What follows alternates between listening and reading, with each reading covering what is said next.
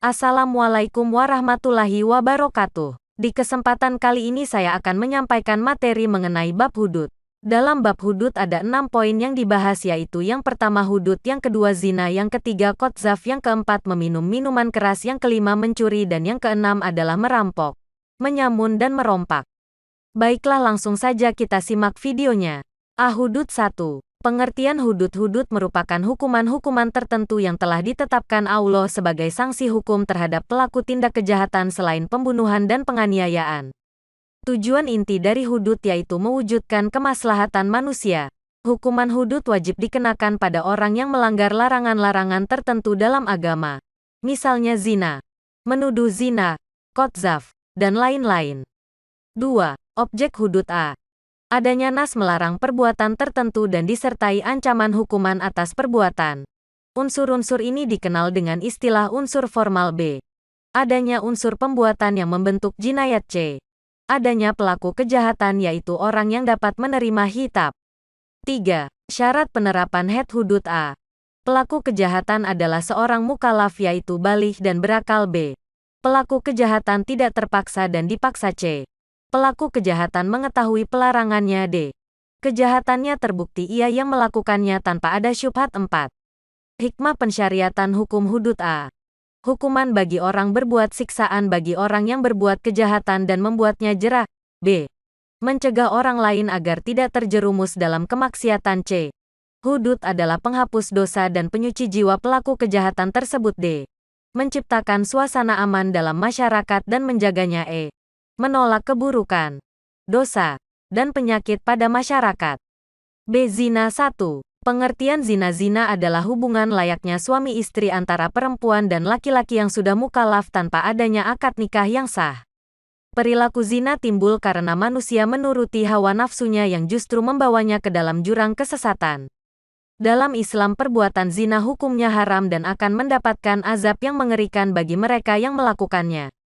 2. Dasar penetapan adanya perbuatan zina. Ada 2 cara yang dijadikan dasar untuk menetapkan bahwa menurut syariat seseorang telah melakukan zina, yaitu sebagai berikut. 4 orang saksi dengan syarat semuanya laki-laki adil memberikan kesaksian yang sama tentang tempat, waktu, dan cara melakukannya. B. Pengakuan dari pelaku dengan syarat sudah balik dan berakal. Jika orang yang mengaku telah berbuat zina itu belum balik atau sudah balik tapi akalnya terganggu atau gila, maka tidak bisa ditetapkan had zina padanya.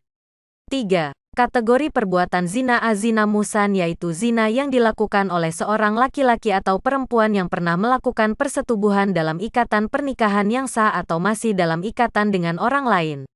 Hukuman bagi pelaku zina ini adalah dirajam atau dilempari dengan batu sederhana sampai meninggal. B. Zina ghairu muhsan yaitu zinar yang dilakukan oleh laki-laki atau perempuan yang belum pernah melakukan ikatan pernikahan. Hukuman bagi pelaku zina ini adalah dicambuk 100 kali dan diasingkan selama 1 tahun. 4. Hikmah dilarangnya zina. Menjaga kehormatan perempuan. B. Mencegah banyaknya anak yang terlantar. C. Terhindar dari perbuatan dosa dan maksiat. D. Menjaga keutuhan dan keharmonisan dalam rumah tangga. E. Mencegah timbulnya berbagai penyakit menular. F. Menjauhkan diri dari murka Allah Subhanahu wa Ta'ala. G. Terciptanya lingkungan masyarakat yang sesuai dengan norma yang berlaku. C. Qadzaf. Kita akan mempelajari tentang 1. Pengertian qadzaf. 2. Syarat-syarat berlakunya had qadzaf. 3. Unsur-unsur qadzaf. 4. Hukuman untuk jarimah qadzaf. 5. Hal-hal yang menggugurkan qadzaf. 6.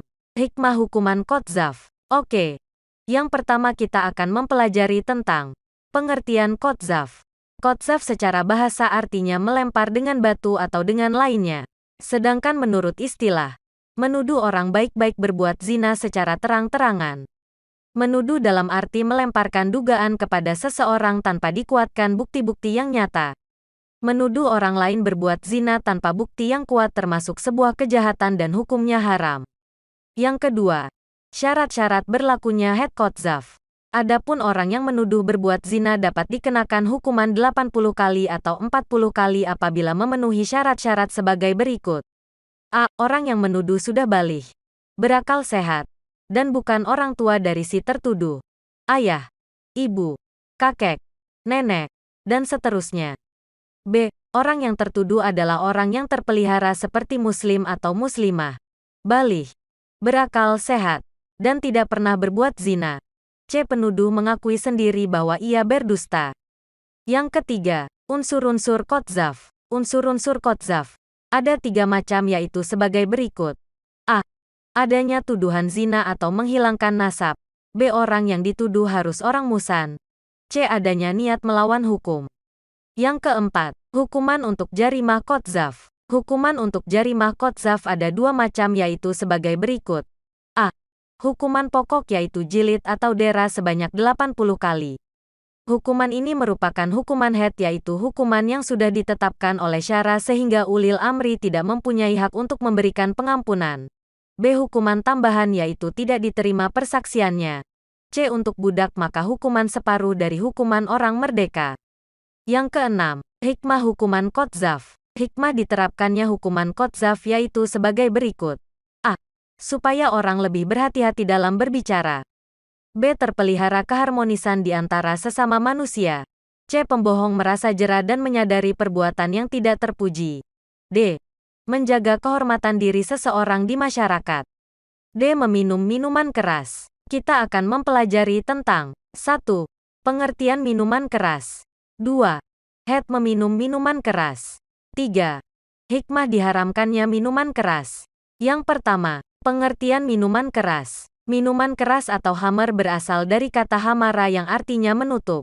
Maksudnya adalah menutupi akal. Oleh karena itu, makanan atau minuman yang dapat menutupi akal secara bahasa juga disebut hamar.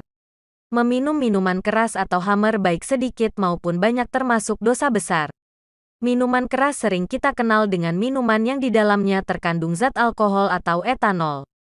Minuman ini dihasilkan dari proses fermentasi atau penambahan zat alkohol di dalamnya dan apabila dikonsumsi dapat menyebabkan hilangnya kesadaran atau mabuk.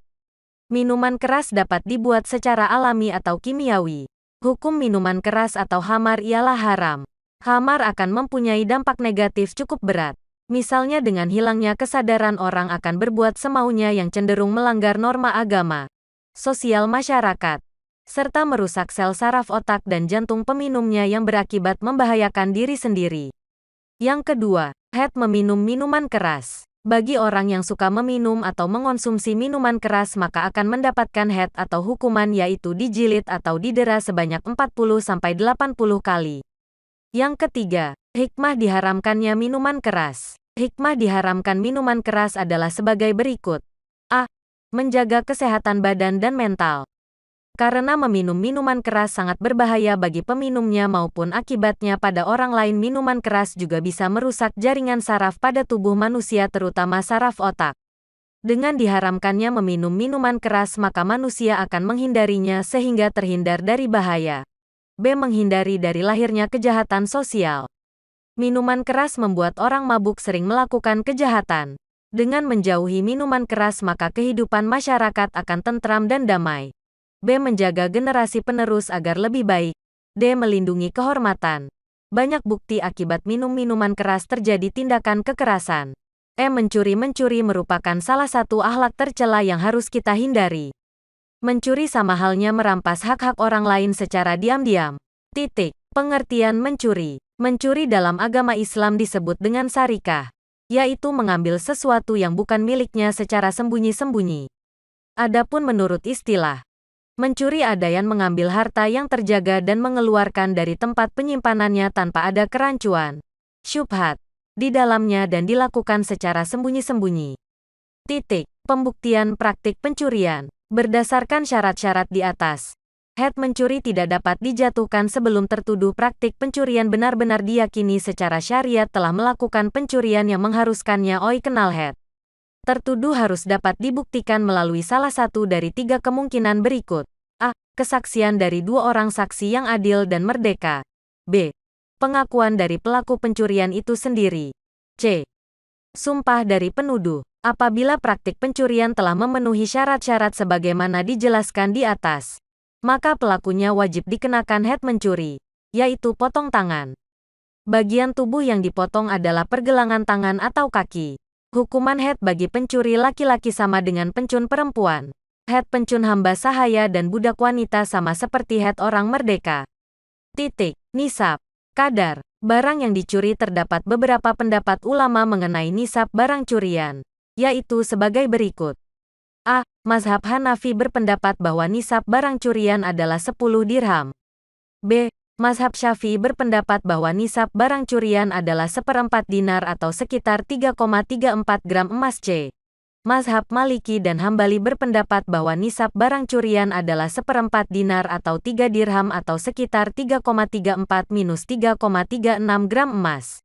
3. Had mencuri. Rasulullah SAW menjelaskan secara rinci perihal tingkatan potong tangan kepada pelaku pencurian yang lebih dari 1 kali. Sebagaimana sabdanya yang diwayatkan oleh syair sebagai berikut.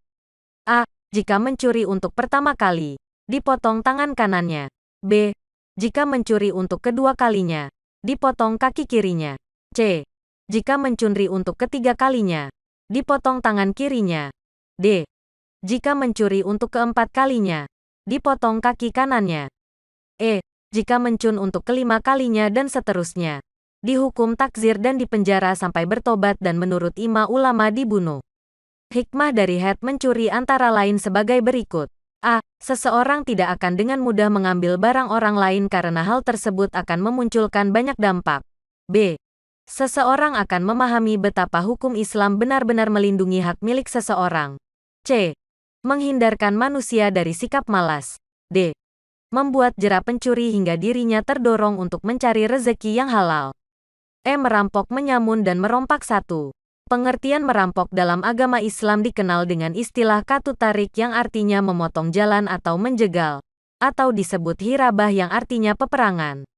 Adapun secara istilah adalah mengambil harta orang lain dengan cara paksa, kekerasan, ancaman senjata, penganiayaan, bahkan kadangkala dengan mengambil senyawa pemilik barang. Penyamun dan perompak memiliki makna yang sama dengan perampok, perbedaannya di antara ketiganya adalah pada tempat dan suasana. Penyamun melancarkan aksinya di tempat yang sunyi sedangkan perampok melakukan aksinya di tempat yang ramai, adapun perompak biasanya melakukan aksi di laut. 2. Penerapan hukum merampok, merompak dan begal atau menyamun. A. Hukuman menakuti, maka hukumannya adalah para pengasingan. B.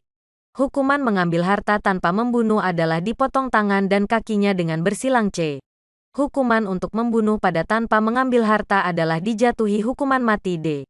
Hukuman untuk membunuh dan mengambil harta adalah dibunuh atau hukuman mati dan disalib tanpa dipotong tangan dan kakinya. 3. Penyamun, perampok dan pembajak yang bertobat had dan hukuman lain yang merupakan hak hamba tidak dapat gugur dengan tobat sebelum tertangkap. Oleh sebab itu penyamun, perampok, pembajak dihukum sesuai dengan berat ringannya perbuatan mereka antara lain sebagai berikut. A. Qisas jika membunuh atau melukai korbannya. B. Mengembalikan harta yang diambilnya jika harta itu masih ada. C. Menanggung kewajiban pengambilan harta yang rusak atau habis dipergunakannya. 4. Hikmah dilarangnya penyamun, perampok dan perompak. A. Orang akan menghindari tindakan kejahatan penyamun, merampok dan merompak. B. Melindungi hak milik, hak benda dan jiwa seseorang dengan aman. C. Mendorong manusia untuk memiliki harta dengan cara sah dan halal. D. Terwujudnya lingkungan yang aman, damai dan sejahtera.